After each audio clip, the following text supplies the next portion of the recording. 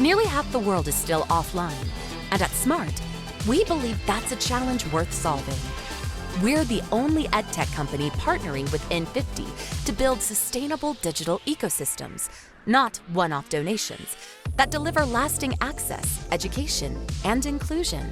Together, we're closing the gap for 825 million youth without internet access and 2.7 million underserved schools, laying the foundation for a more resilient, future-ready workforce.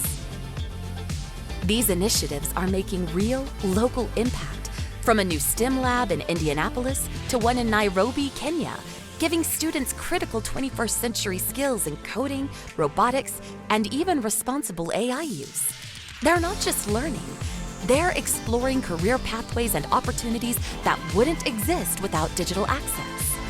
For IT leaders, this matters because it's proof that your technology investment with Smart reaches beyond the walls of your own organization. It contributes to a global movement, creating the skilled, connected workforce your future will depend on. To go beyond the expected, learn more at smarttech.com.